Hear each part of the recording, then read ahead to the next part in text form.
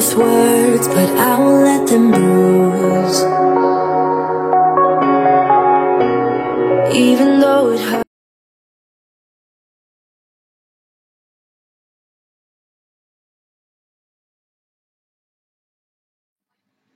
Assalamualaikum warahmatullahi wabarakatuh.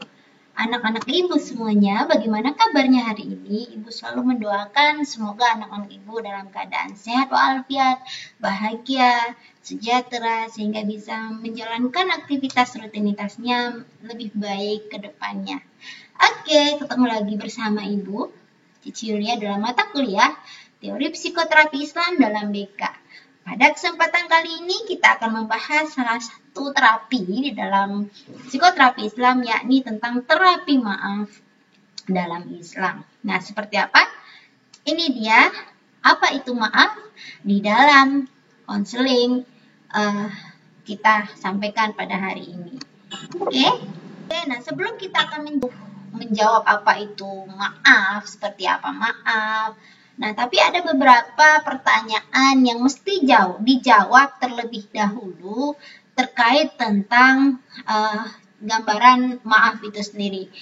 Anak-anak ibu cukup menjawab dengan waktu paling banyak 1 menit, 1 pertanyaan, dengan menjawab iya atau tidak. Nah, apa saja pertanyaannya itu?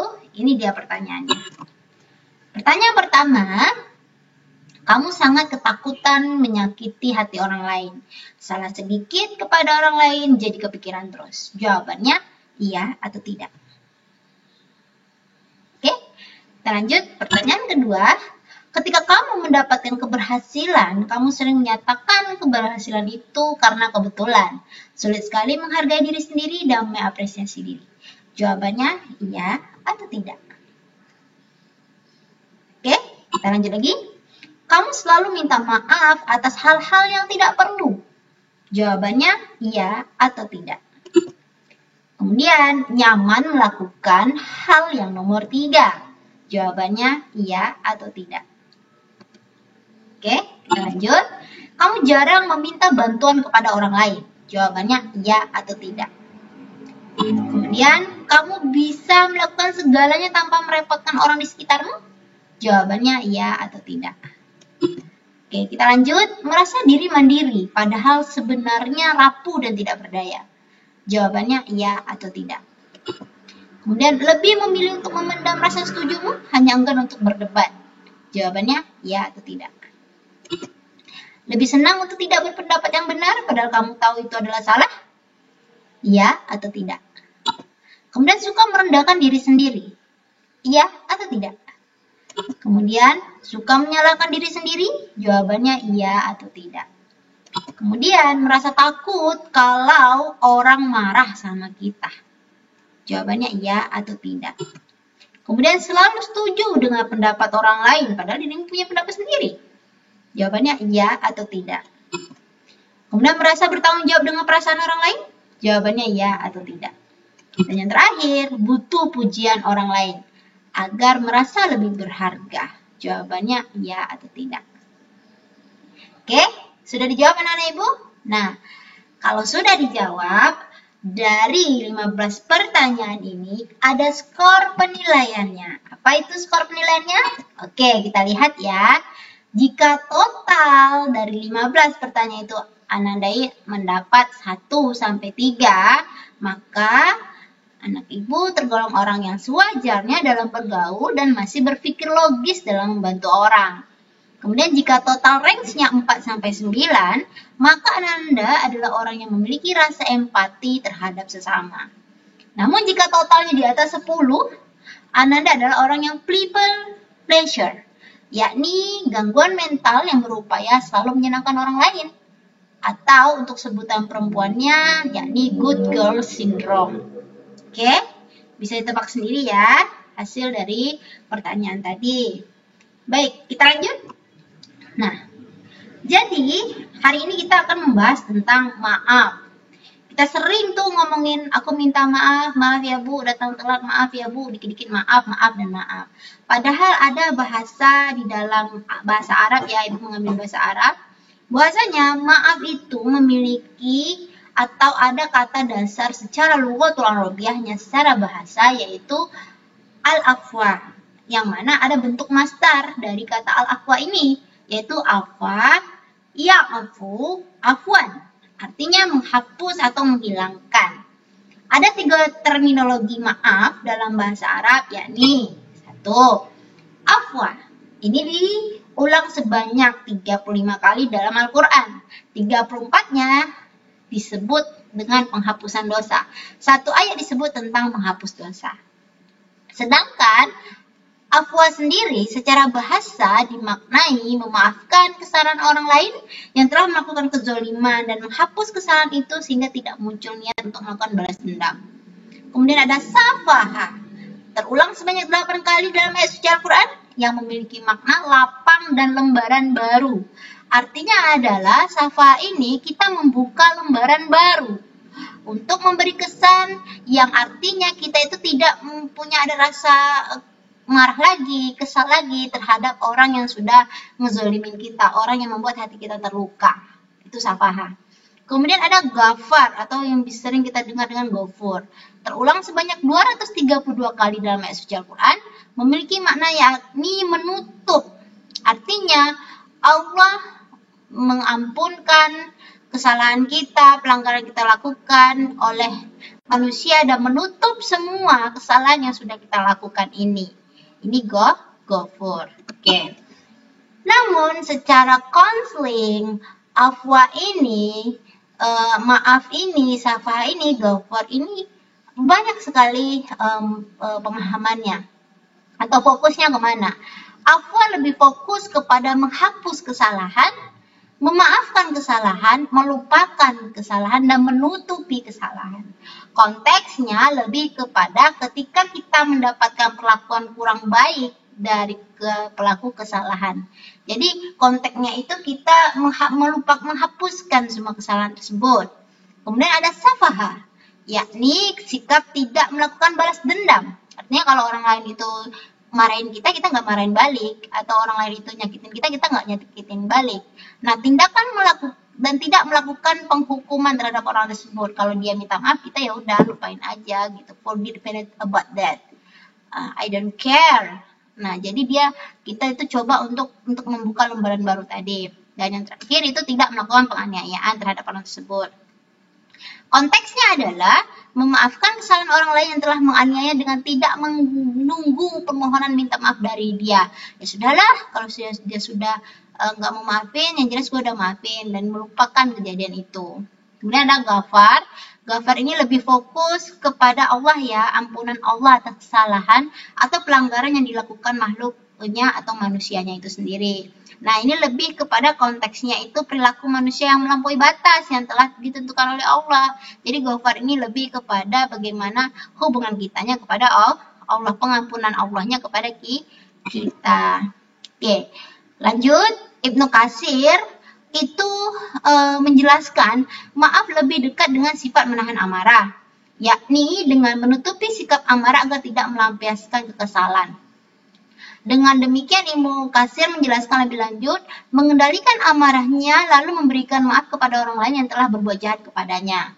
Maaf merupakan seseorang yang mampu bersabar terhadap gangguan yang menimpanya, serta memaafkan kesalahan orang padahal mampu untuk membalasnya. Ini kata Ibnu Katsir tentang maaf itu sendiri. Nah, tingkatan maaf dalam Islam adalah 1. Mampu menahan amarah, sabar, tidak mengulang kembali, pokoknya mampu menahan amarah itu sendiri. Yang kedua itu memaafkan dengan menghapuskan luka di hati, bekas luka di hati itu hilang. Oke, hari ini aku akan menghapus semua masalahku. Aku tidak akan yang namanya mengingat, sudahlah, forget about this. Aku ingin mencoba menjadi orang yang lebih baik lagi, seperti itu. Kemudian yang ketiga ini tingkatan yang paling tinggi yaitu berbuat kebajikan. Artinya tidak menahan amarah dan memaafkan saja, namun juga berbuat kebaik lagi ke orang itu. Jadi ibaratnya dia udah ngelakuin kesalahan ke kita, kita nggak dendam, kita nggak takut sama dia, kita tidak merasa gimana, tapi kita ya udahlah dan kita tetap merasa biasa aja sama dia gitu, nggak akan ada dendam di hati kita, ikhlaslah dengan keadaan tersebut. Oke. Nah, adapun 5 keuntungan memaafkan kesalahan orang lain. Pertama itu ada self-help, membantu diri kita sendiri. Kenapa? Seseorang harus selalu dihantui kesalahan. Jadi orang lain sementara dia sendiri sudah lupa dan lagi bersenang-senang. Artinya adalah kita membantu diri kita itu sendiri untuk healing diri kita sendiri. Ya, daripada kita mikirin kan ya para netizen atau siapalah kan yang suka begitu, ya udah kita membantu diri kita sendiri terlebih dahulu. Kemudian ada self speed. Kita bisa hidup lebih lapang, lega dan lancar. Lapang aja hidup kita, urusan kita, kalau ada bodo amat ada orang itu. Nah, itu disebut dengan self speed.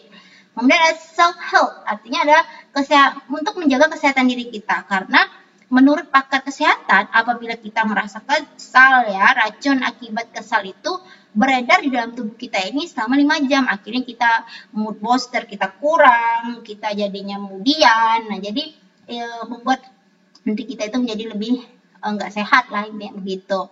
Kemudian ada self spiritual, artinya kehidupan spiritual dengan beragama yang lebih baik, menjadi lebih dekat kepada Sang Khalik, Allah Subhanahu wa taala sebagai pencipta makhluk kita ini.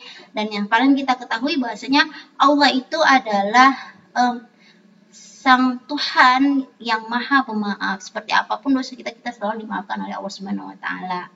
Kemudian yang terakhir itu self happiness, yaitu kita terbebas dari belenggu amarah kita, sehingga akan menjadi lebih happy atau lebih bahagia.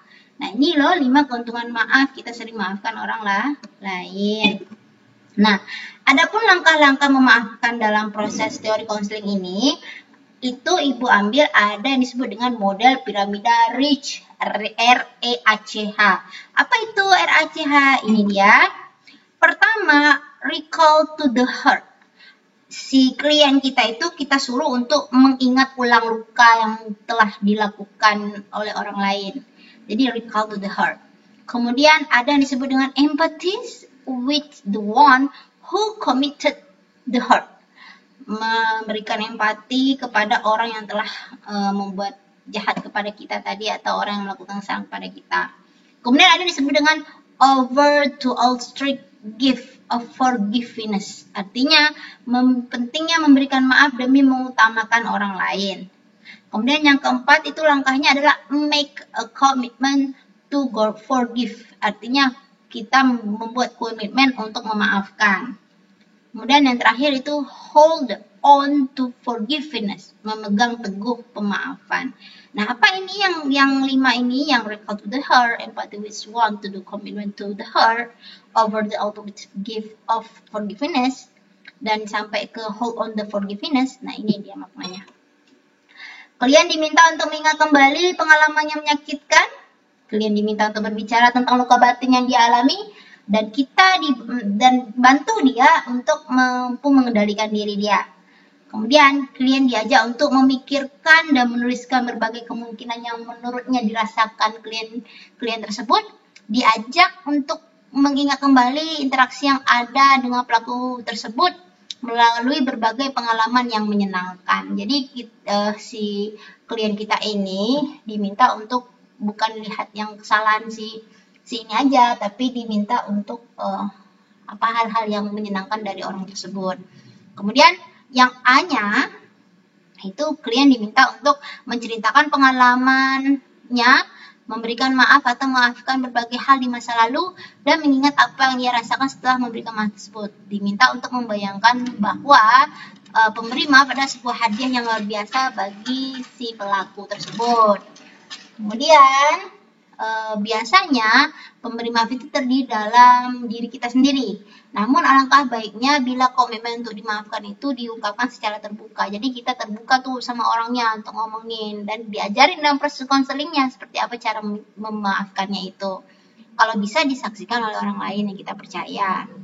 Dan terakhir yang the hold on tadi, itu kita mempertahankan komitmen yang telah kita buat. Langkah ini penting karena harus diakui bahwa emosi negatif dan perasaan terluka itu bisa muncul kembali. Walaupun kita sudah minta maaf di mulut kita, namun kan di hati kan nggak bisa bohong ya.